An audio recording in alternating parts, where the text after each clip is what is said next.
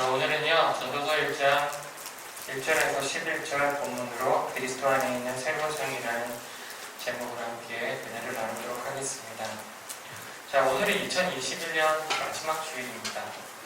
여러분, 올해 처음 시작될 때 2021년 1월 1일 여러분들이 늘 새해 다짐을 하죠. 새해는 무엇을 하고 싶다, 새해에는 이런 것들을 이루고 싶다. 여러분 혹시 한 해 돌아와 보니까 어떻게 여러분들이 소망했던 그리고 여러분들이 꿈꿔왔던 일들을 이룬 것 같나요? 이룬 것 같아요? 우리 진노비는 좀 이룬 것 같지 않아요? 네. 진노비가 되게 다이어트를 열심히 해가지고 되게 홀쭉해졌어요. 그래요. 여러분들에게 2021년 이 한 해는 정말 어떤 한 해였다고 혹시 기억하시나요? 굉장히 행복한 한 해였나요? 아니면 좀 지루하고 재미없는 그런 한 해였나요? 통계청이 발표한 한국의 사회 동향을 보면 한국인들은 주요 선진국들에 비해서 일상생활에서 우울감을 더 자주 느낀다고 합니다. 반면 자신감은 또 훨씬 약하다고 합니다. 소득 수준이나 육체적 건강은 오히려 상위권에 속한다고 합니다. 문제는 이 행복지수입니다. 그러니까 행복지수에서 점수를 크게 까먹는다고 해요. 그래서 한국인의 행복지수 순위가 47위라고 합니다. 자, 여러분 앞에 주어진 수학 문제가 있습니다. 자, 이걸 풀 수 있을 것 같아서 여러분들은 굉장히 노력을 해서 열심히 풀어보려고 합니다. 그런데 막상 풀어서 보니까 정답이 아닙니다. 그래, 한 문제 정도는 까짓건 정답 못 맞출 수도 있지. 그러면서 여러분들 나름대로 열심히 문제를 또 풉니다.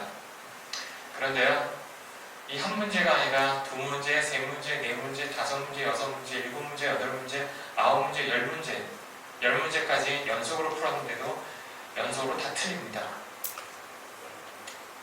그때 여러분들 마음 어떻습니까? 더는 수학 문제 난 역시 풀어도 안 되나 봐 이렇게 하고 포기하나요? 아니면 아니야 그래도 나 열 문제까지 틀렸지만 더 도전하고 싶어 이런 마음인가요?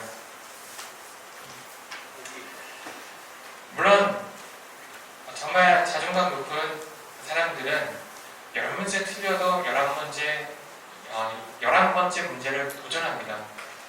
그런데 사실은 10문제 다 틀리게 되면은 사람들은 누구나 다 자신감이 떨어집니다. 그래서 문제를 풀 의욕조차 사라지게 됩니다. 그러다가 이 문제를 풀어서 무엇 하냐는 그런 생각까지도 하게 됩니다. 마치 맨날 문제 틀리는데 어차피 풀어도 또 틀릴 것이니까 이 문제 왜 풀어? 이런 생각이 들 때쯤이면 아마 이 전도자의 말 헛되고 헛되다 헛되고 헛되니 모든 것이 헛되도다 라는 말이 공감하게 될 수도 있을 것입니다. 사실 세상이 굉장히 역동적으로 변하는 것 같습니다. 그렇지 않나요? 여러분들 세상이 되게 빠르게 변화되고 있다고 생각하시나요?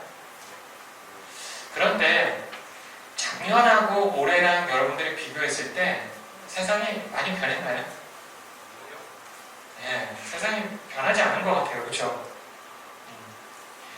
이렇게 세상이 때로는 역동적으로 변하는 것 같이 느끼지만 실은 하나도 변하지 않는 것처럼 느껴질 때도 있습니다.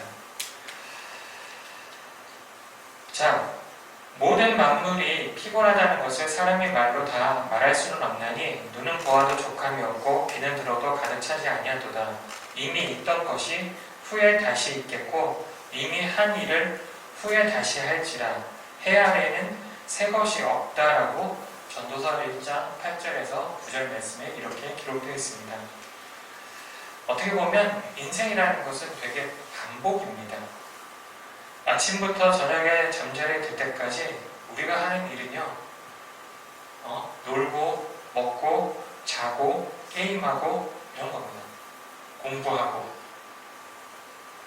사실 아무리 노는 일에 마음을 빼앗기는 사람이라 해도 먹을 땐 먹어야 되고요, 잘 땐 또 자야 됩니다. 삶이란 어쩌면 이렇게 자전거 페달을 밟는 일과 똑같은 것인지도 모르겠습니다.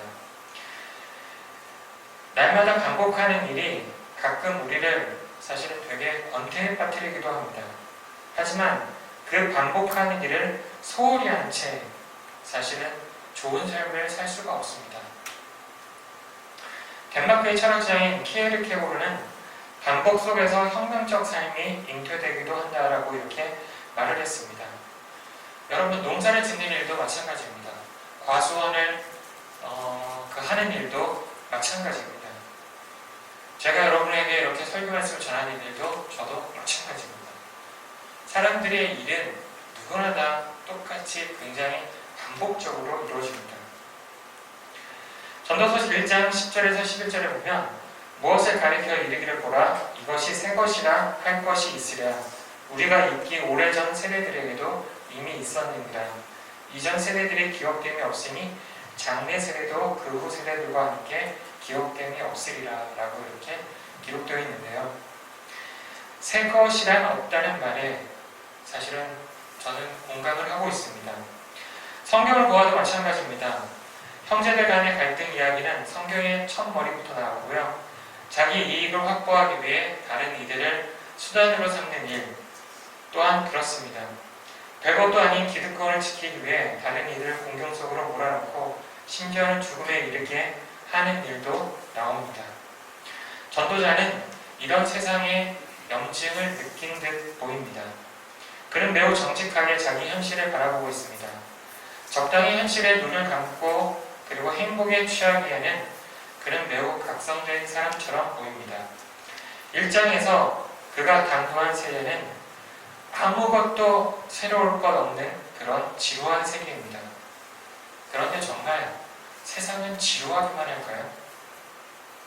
그렇지 않습니다. 바울 사도는 이렇게 이야기합니다. 누구든지 그리스도 안에 있으면 새로운 피조물이라 이전 것은 지나갔으니 보라 새 것이 되었도다.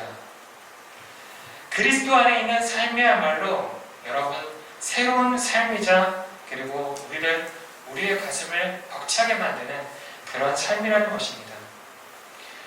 어떤 의미에서 그럴까요? 세상은 우리 속에 불안과 공포심을 주입합니다. 여러분 좋은 대학에 나와야 좋은 곳에 취직하고 좋은 곳에 취직해야 그만큼 돈을 많이 벌 수 있다라고 그렇게 이야기합니다. 그래서 요즘은 고등학교에 문과생들보다 이과생들이 더 많다고 합니다.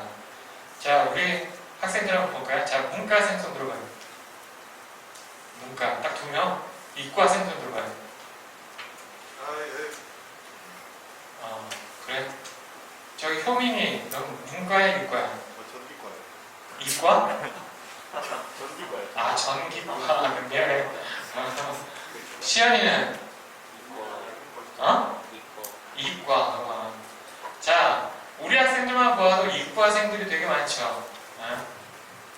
마찬가지예요.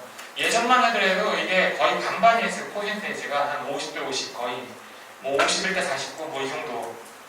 요즘에는요 거의 한 7대 3 정도로 이과생들이 압도적으로 많다고 합니다. 그 이유가 뭔지 아세요? 단순해요 되게. 그 이유가 뭐냐면 왜 이과생들이 많을까요? 그 이유가 뭐냐면 이과 계통으로 나와야 취업이 잘 된다는 그 이유 때문입니다. 그래서 요즘은 이과생들이 훨씬 더 많다고 합니다. 이것은 세상이 보는 관점이에요. 그래서 좋은 직장에 다녀 높은 연봉을 받아 돈을 모으고 집을 사고 멋진 자가용을 사는 그런 꿈 혹시 우리 학생들한테도 있나요? 네, 나는 멋진 자가용을 좀 타고 싶다 뭐 이런 꿈. 사실 어떻게 보면 세상의 청년들 혹시 세상의 대학생들 세상의 그런 고등학생들은 그런 꿈을 가지고 있는 사람들이 굉장히 많습니다. 어쩌면 이 모든 것은 사회적 불안과 공포심을 이겨내기 위한 몸부림일 수도 있습니다. 그래서 나누기보다 소유, 즉 가지는 것을 통해 자기 안전을 확보하려는 것이 우리 주변 사람들의 그런 모습입니다. 그러나 이런 욕망은 사실 쉽게 채워지지 않습니다. 물론 한순간 우리가 좋은 대학에 들어갔다, 그것만으로도 우리가 만족할 수 있을지 모르겠지만, 그래도 이렇게 한순간 충족되었다가도 때로는 남에게 뒤집세라 우리는 제대로 쉬지도 못하는 것이 바로 현실입니다. 그러나 그리스도 안에, 이 그리스도 안에 확실하게 거하는 순간 이야기가 달라집니다. 그리스도 안에 있다는 말은 그분의 마음에 우리가 인터넷을 접속하듯이 접속한다는 마음입니다. 그리스도의 마음은 무엇입니까? 만나는 이들에게 정말 기쁨이 되고 소망이 되고 선물이 되려는 그런 마음입니다. 그의 속에 있는 가장 아름다운 가능성을 이끌어내기 위해 자기를 희생하는 그런 마음입니다. 남을 희생시켜 자기를 돋보이게 만들기보다는 자기를 낮추어 남을 높이는 그런 마음입니다. 우리 삶의 새로움은 바로 여기에서 시작됩니다. 부활절과 오순절 사건 이후 그리스도 안에서 확고히 머물렀던 사도들의 모습. 그들은 예수님의 이름을 전하다가 관원들에게 끌려가 매를 맞기도 하고 감옥에 갇히기도 했습니다. 그렇지만 그리스도를 전하려는 그들의 열정은 조금도 사그라들지 않았습니다. 사도들은 이미 다른 세상에 속한 사람이었던 것입니다. 이미 자아에 대해 죽은 사람은 그 어떤 위협 앞에서도 흔들리지 않습니다. 폭력의 힘을 발휘하는 것은 사람들이 폭력 앞에서 주눅이 들어 자발적으로 복종하기 때문입니다. 폭력이 결코 예수님을 굴복시킬 수 없었습니다. 예수님의 마음을 황폐하게 만들 수 없었습니다. 예수님은 그 자신을 십자가에 못 박는 사람들을 보면서 아버지, 저들의 죄를 용서하여 주십시오. 자기들이 하는 일을 잘 알지 못합니다. 라고 이렇게 기도했습니다. 그렇다면 누가 승리자입니까? 예수님을 못 박은 사람들이 승리자입니까? 아니면 예수님이 승리자이십니까? 제자들은 매를 맞고 풀려나면서 주님의 이름을 위해 고통받는 것을 굉장히 기뻐했습니다. 초대교회의 많은 성도들은 말할 수 없는 박해를 받으면서도 정의와 자비와 사랑을 실천하며 살았습니다. 그들은 약한 데서 강해지는 신앙의 비밀을 세상 앞에 드러냈습니다. 이것이 새로움입니다. 예수님은 연약함이 강함을 이기고 사랑이 미움을 이긴다는 사실을 몸으로 보여주신 그런 분이십니다. 그 예수님과 깊이 만난 사람들은 서슴없이 그 예수님의 사람이 되었습니다. 여러분이 만약 예수님을 길이요 진리요 생명이라 고백한다면 정말 그 예수님을 따라 실천할 수 있는 삶이어야 됩니다. 세상에 새로울 게 뭐가 있겠느냐고 허탈하게 그렇게 말하는 사람들에게 새로운 삶이 있다는 것을 여러분들이 몸소 보여주어야 합니다. 오죽하면 십자가에서 처형당하는 예수님의 모습을 본 백부장이 이 사람은 참으로 의로운 사람이었다라고 이렇게 고백했을까요? 그것은 백부장이 한 번도 보지 못했던 사람, 그리고 한 번도 경험해보지 못했던 그 사람이 바로 예수님이었습니다. 그토록 낯선 사람이 바로 예수님이었다는 사실입니다. 세상 참 살기가 참 어렵습니다. 그리고 힘듭니다. 되게 각박합니다. 참 이런 세상에서 우리는 기꺼이 낯선 사람으로 살아가야 됩니다. 그래서 십자가의 길을 걷는다는 것은 결코 쉬운 것이 아닙니다. 그렇게 어쩌면 공동체가 필요할지도 모르겠습니다. 여러분 혹시 이런 말 들어보셨는지 모르겠지만 빨리 가려면 혼자 가야 한다. 그러나 멀리 가려면 함께 가야 한다. 이런 말 혹시 들어보셨나요? 이 세상을 살아가는 기독교인들에게 개인의 책임만을 강조하는 일은 좀 잔인한 것입니다. 예전에 공동체가 살아있을 때는 구성원 가운데 누군가가 밖에 나가서 상처 입고 돌아오게 되면 그가 회복될 때까지 공동체가 그를 품어주었습니다. 지금 우리에게 필요한 것은 바로 이런 공동체입니다. 여러분의 인생에 있어서 공부는 절대 전부가 아닙니다. 물론 여러분들이 어른이 되어서도 사실은 공부해야 됩니다. 그런데 이 공부라는 것은 학과 공부만을 의미하지 않습니다. 어른이 되어도 여러분 정말 그 어른이 되어가는 과정 속에서 정말 해야 할 공부들이 굉장히 많습니다.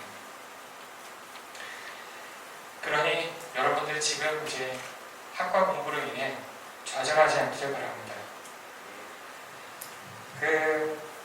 조한혜정이라는 그 사람이 있는데요. 이분이 쓴 칼럼을 읽은 적이 있는데 이분이 우리 시대를 진단하면서 서로를 감염시키는 불안이 굉장히 심각한 수준에 이르렀다고 이렇게 이야기합니다.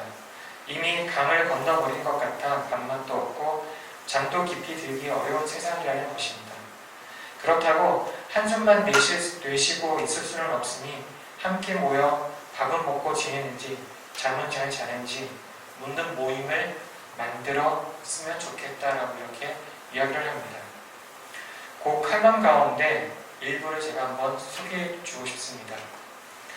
연말에 아무리 바쁘더라도 여러 세대가 모여 안부 묻는 자리를 마련하시기를 권하고 싶다. 자신을 내려놓고 심심하고 느긋하게 서로의 안부를 묻는 자리, 서로에게 배우고 서로를 사랑스럽게 보면서 나쁜 기운을 거두고 좋은 기운만 쏘아주는 자리. 이런 자리에서는 다만 서로의 존재를 있는 그대로 받아들이고 보듬어 안고 함께 이야기를 나누면 됩니다. 특별히 우리 삶을 의미 있게 해주는 장소들을 떠올려 보아도 좋습니다. 올 한 해 우리 중고등부는 서로에게 어떤 존재였습니까? 여전히 중등부와 고등부는 서로 어색해서 인사도 안 하는 그런 사이입니까? 여러분 혹시 인사하시나요? 서로? 중등부 안에서도 1학년과 3학년이 서로 굉장히 어색해하면서 그렇게 이제 눈만 보고 살짝 이제 눈길을 피하는 그런 사이였나요? 이제는 서로를 있는 그들의 모습으로 수용하면서 정말 인사라도 나눌 수 있는 그런 사이였으면 좋겠습니다. 전도서의 저자는 새로운 것이 없다고 하지만 바울은 그리스도 안에 있으면 새로운 피조물이라고 이렇게 이야기했습니다. 이제 한 주만 지나면 우리는 2021년을 다 보내고요. 이제 2022년을 우리가 맞이하게 됩니다. 2022년에는 우리 학생들이 정말 그리스도 안에 거하기를 소망합니다. 그래서 정말 바울 사도가 이야기한 것처럼 새로운 피조물로서 그래서 새로운 한 해를 당당하게 맞이할 수 있는 우리 학생들이 되었으면 좋겠습니다. 물론 달력이 바뀐다고 해서 2022년 1월 1일에는 하루가 25시간이 되고 이런 것은 아닙니다. 시간은 늘 동일합니다. 물론 우리가 그 시간에 어떤 의미를 부여하느냐에 따라 그 시간은 달라지게 마련이겠습니다. 하지만 우리 학생들이 예수님을 믿고 여러분들의 삶이 변화되었으면 좋겠습니다. 그래서 이 2022년도에는 여러분들이 하나의 목표를 가지고 열심히 달려간 후에 이제 마무리되는 그 시점이 온다면 여러분들이 예수님 안에서 참 행복했던 그런 시간이었구나라고 이렇게 돌아볼 수 있기를 바랍니다. 그래서 우리 여러분들 모두에게 주님의 은혜와 사랑들이 늘 넘쳐나는 우리 학생부가 되길 소망합니다. 함께 기도하시겠습니다.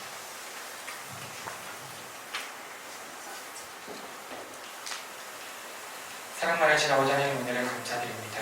주님, 전도자는 정말 모든 것이 헛되다고 이렇게 말을 했지만 주님, 바울 사도는 그리스도 안에 있으면 모든 것은 새로운 피조물이라고 이렇게 이야기했습니다.